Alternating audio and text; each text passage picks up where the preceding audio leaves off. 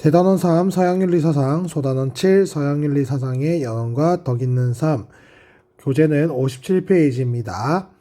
소플아 부분의 심화 개념과 문제풀이를 진행해 보도록 하겠습니다. 자, 1번 아리스토텔레스의 행복 개념.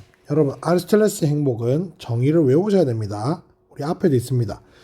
덕과 일치한 영혼의 활동입니다. 즉, 영혼을 잘 기능해서 덕을 만들고 덕에 따라 활동하는 것이 행복입니다. 우리는 그래서 이 정의를 외워야 되는데, 우리가 여태까지 배웠던 건 뭐냐면 인간적인 행복, 2차적 행복이에요. 자, 봐. 이것도 행복이고 우리 위에 나오는 이것도 행복이에요. 자, 예전에는 초록색으로 쌤 표시한 인간적 행복, 2차적 행복밖에 시험에 안 나왔거든요. 그런데 이제는 요 신적인 행복, 1차적 행복도 이제 이야기를 합니다. 그래서 한번 보겠습니다. 인간적 행복부터 먼저 볼게요. 자, 실천적 지혜라는 지성적 덕과, 여러분 실천적 지혜를 알게 되면 중용을 알게 되고, 그래서 중용을 실천하는 데 도움을 주는 지혜이기 때문에 실천적 지혜예요. 품성적 덕을 갖추면, 그리고 거기에 따라 활동하면, 그러면 행복이라고 우리가 배웠어요. 이것도 아셔야 됩니다.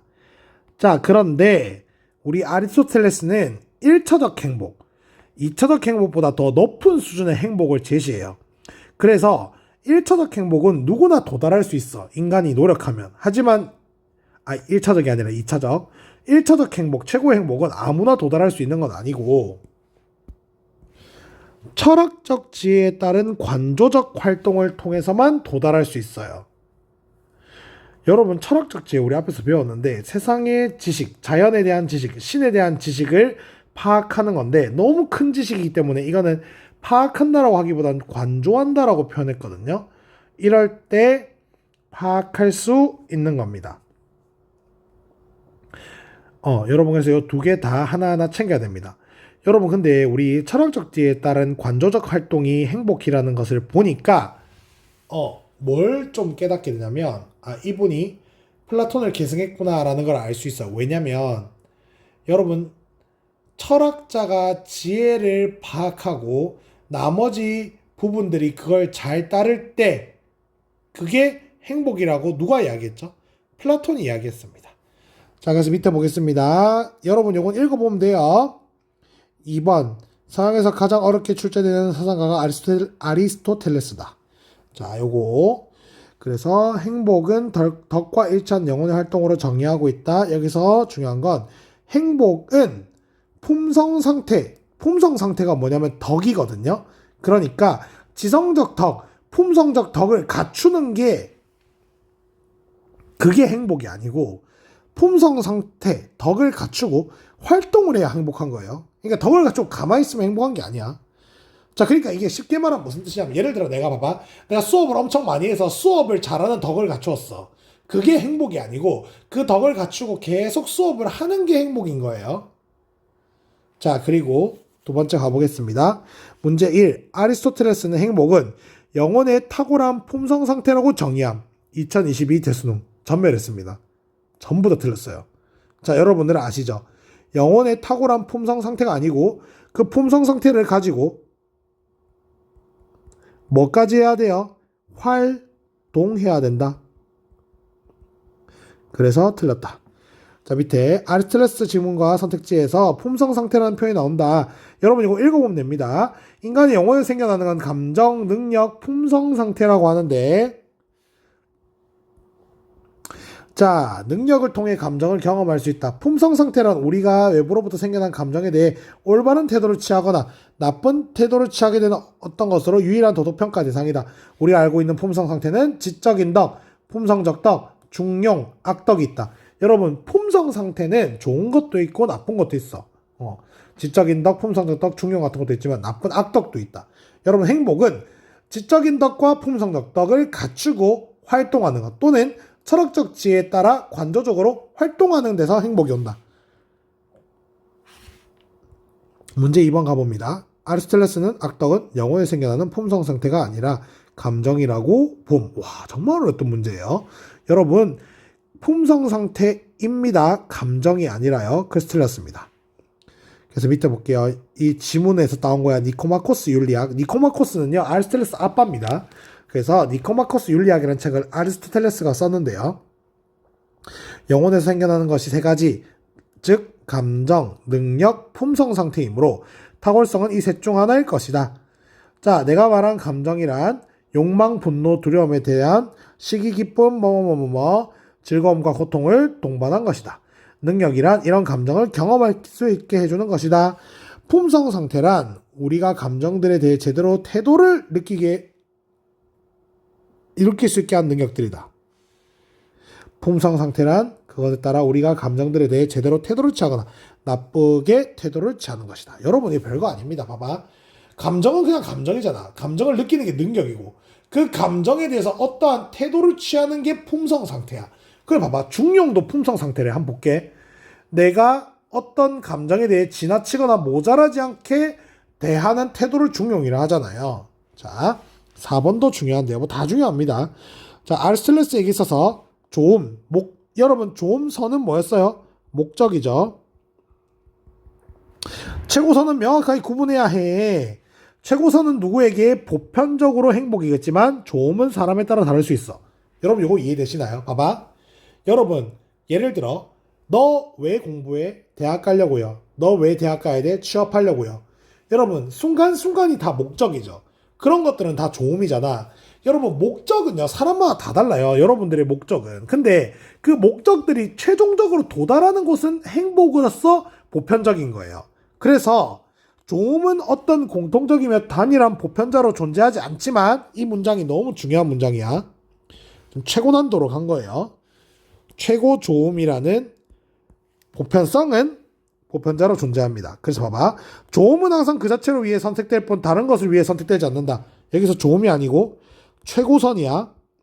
자, 이게 무슨 말인데 봐봐. 대학이라는 것이 선택된 이유는 취업을 위해서인 거예요.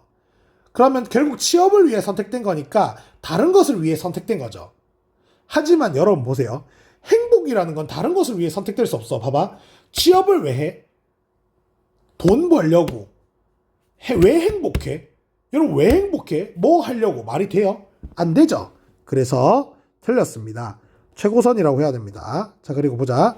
이것도 너무 중요한데 아리스토텔레스에게 있어서 품성적 덕과 실천적은 서로에게 필요 조건이야. 자, 이게 무슨 뜻이냐면 즉 서로는 서로가 없으면 형성할 수 없어. 실천적 지혜는 구체적 상황에서 무엇이 중용인지를 알려준 역할을 한다는 건 진짜 토 나올 만큼 출제되었어. 보이나?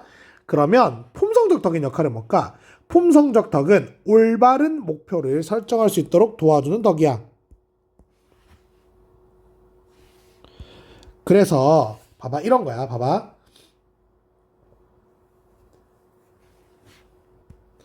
실천적 지혜라는 것은 우리에게 중용이 무엇인지를 알려주는 역할을 해요. 그 지성적 덕이. 그래서 중용을 반복적 실천을 해서 얻게 되는 품성적 덕이라는 것은 실천적 지혜라는 지성적 덕이 없으면 형성될 수 없어. 그리고 실천적 지혜라는 것도 품성적 덕이라는 게 없으면 형성될 수 없어요. 왜냐면 여러분 실천적 지혜라는 건 착한 걸 실천하는 지혜거든요. 근데 지혜는 그냥 똑똑한 거지만 착한 걸 실천하는 지혜가 생기려면 품성적 덕이 있어야 돼. 왜?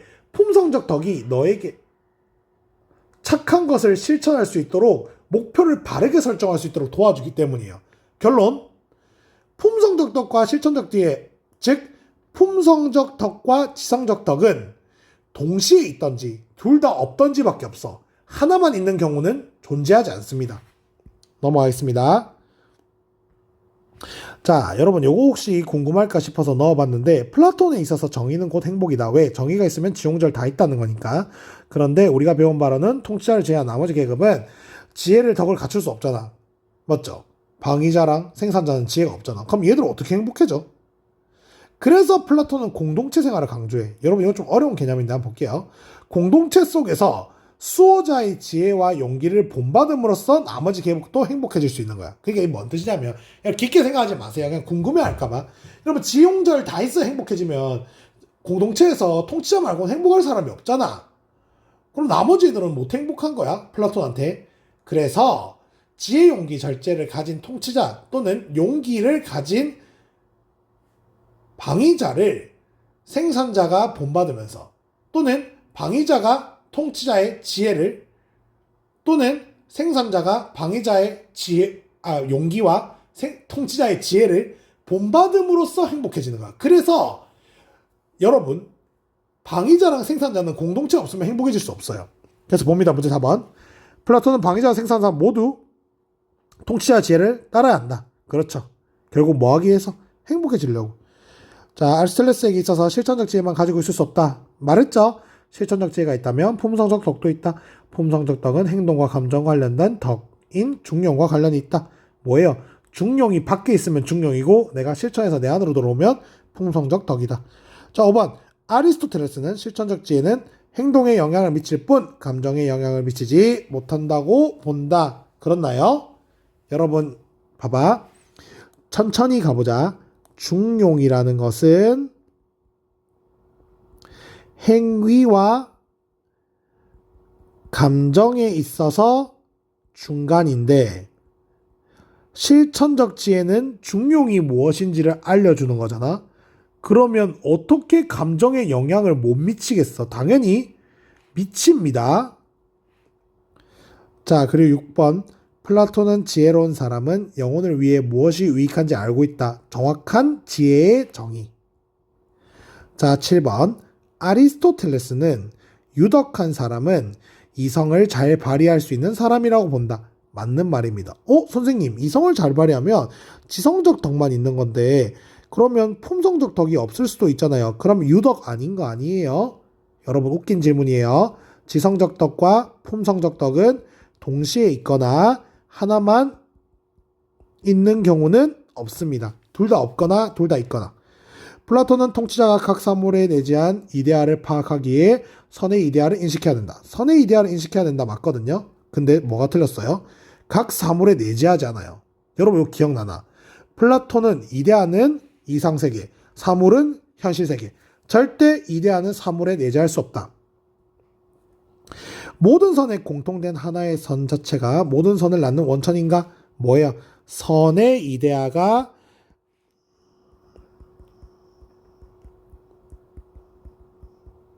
선 자체죠. 나머지 선들을 낳는 원천이다. 누구예요? 플라톤이라서 맞는 말. 자, 아리스토텔레스는 이런 말을 한 적이 없습니다.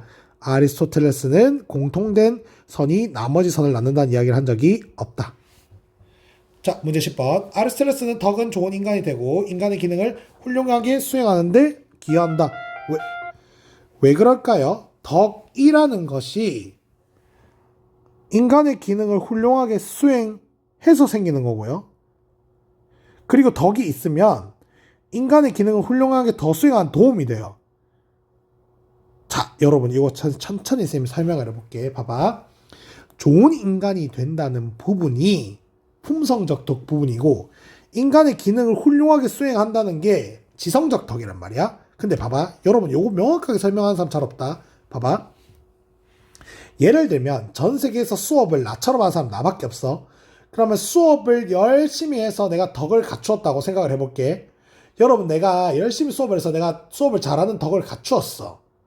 그러면 앞으로 수업을 하는데 도움이 될까요? 안 될까요? 되겠죠. 그래 봐봐. 아리스토텔레스는 덕은 인간의 고유한 기능, 이성과 감정을 잘 발휘해서 만드는 거죠. 그럼 앞으로 인간이 좋은 인간이 되려면 중용을 실천해야 되고 인간의 기능, 이성의 기능을 훌륭하게 수행하려면 덕이 당연히 도움이 됩니다. 자, 그리고 11번. 아리스토텔레스는 최고 행복을 실현하는데 최고 행복은 1차적 행복입니다. 여러분, 최고의 행복이란 표현이 없으면 그냥 품성적 덕과 지성적 덕을 갖추고 활동하든 철학적 지혜에 따라 관조적 활동을 하든 아무 상관없지만 최고의 행복이란 표현을 했으면 답은 실천적 지혜라고 나오면 안 되고 철학적 지혜에 따른 관조적 활동이라고 해야 합니다. 그래서 틀렸다. 여러분 수능 특강에서 소크라테스가 덕에 대한 보편적 정의를 최초로 내렸다는 내용이 두 번에 나왔어. 제가 열심히 풀고 분석했습니다. 여러분 보세요. 야 진짜 토 나오는 줄 알았어요. 보세요. 여러분 저는 수능 특강까지 풀었다고 이 수업하는데 여러분 진짜 죽는 줄 알았어요. 자 봐봐. 소크라테스는 덕이 무엇인지에 대해서 보편적으로 정의를 처음 내렸어. 그게 뭐야? 고유한 기능을 탁월하게 수행한다. 이게 보편적 정의라고 이 사람은 생각했어요. 소피스트들은 보편적인 게 아니죠. 그냥 뭐야? 자기의 욕구 욕망을 충족하는 수단이고 그건 사람마다 다 어때요? 다르죠. 요거 수능 특강에서 원형이라는 표현이 네 번에 나왔는데 여러분 원형이 뭐냐면 원래 형태란 뜻이에요. 봐봐. 사과의 원래 형태가 이대한 거예요. 그럼 그 원래 형태를 뺏긴 게 현실 세계 사과다. 요거 형광펜 치세요. 자, 고생하셨습니다.